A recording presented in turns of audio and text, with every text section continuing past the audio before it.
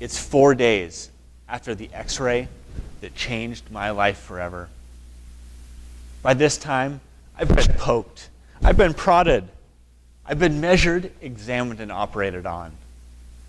I felt like less of a person. I felt like a product. I felt like a thing, a patient. I went from being a name to a number. Every day, the doctors would rush in with their flock of interns following like a bunch of little baby quail right behind them. From the matter-of-fact language about my life to being talked about in the third person. I'm still here, hello. It was really easy to see that I was just patient number 8 of 20 they had to see that day. It's 3:30 in the morning. I open my eyes, and there's a young man in blue scrubs looking at me. He introduces himself as Jason, my new night nurse. He says, "Hey, Jake, I've been talking to your dad. It sounds like you are a sports guy. Would you like to flip on ESPN, see what's on the tube?" "Sure, why not?" So I'm not sure when the last time you watched TV at 3:30 in the morning was, but there's some weird stuff. Who can guess what Jason and I found on ESPN at 3:30 in the morning? Swimsuit contest? That would have been wonderful. No, it wasn't a swimsuit contest. Come on, what else did we find? Poker would have been great. Oh, NASCAR, don't even tease me. Poker, bowling, that would have been fantastic. No. Curling, now we're getting fancy. It was even better, Jerry. At 3:30 in the morning, Jason and I, we found a bunch of yo-yos. In fact, it was the World Championships of yo-yo. We hit the big time, baby. But just like we're doing now, we started cracking up and laughing, making jokes, having a great time.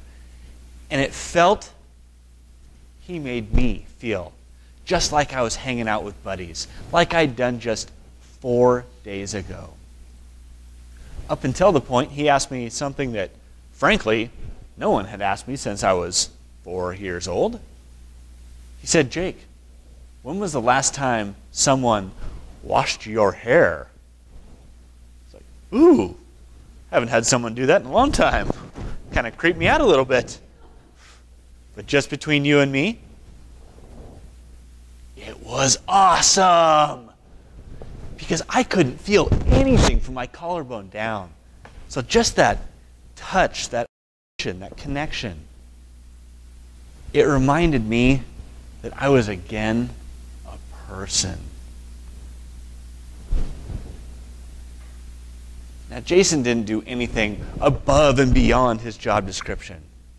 He just saw a person that needed a little bit of extra help, and he acted on it. Now think about this.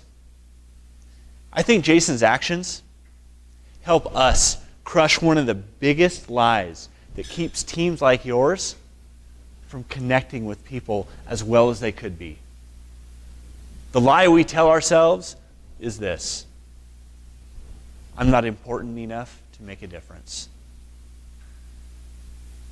If you have ever struggled with self-doubt for even a moment, then listen close.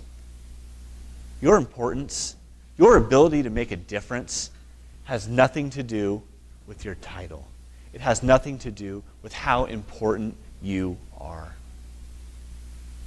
As a night nurse, by title alone, do you think that Jason was the most important in that hospital? No way! There were surgeons saving lives, doctors making life-altering decisions, helicopter pilots landing life flights on the roof right above me. You know, he was parked so far away, he wasn't even the most important person named Jason. But it was his actions that made the difference. So, write this down. Actually, write this down. The difference was indifference. The difference was indifference. I'm extremely grateful to that hospital staff. The doctors, the nurses, the surgeons, they were so good. But Jason cared. He was exceptional. In our world, where our to-do lists keep getting longer and longer, and the time to do those lists keeps getting shorter and shorter, do you see where the people we serve could start to feel like just a number? When Jason saw a person in need, and he didn't ask for permission, he didn't push the responsibility to someone off. When he acted, that made him the most important person to our family. So I wonder, have you given your team permission to take the time and effort to become a Jason? Because the last thing we want to do is let indifference become the difference that keeps our team from connecting with each other and each client and even you. It wasn't an x-ray that changed my life forever 6 years ago. It was a simple night nurse named Jason who treated me like a person, not a number, not an employee, not a patient, a real person. Anyone can do a job and have a title, but not everyone can make an impact like that. Can you make an impact? Because if you can, you will really make a difference.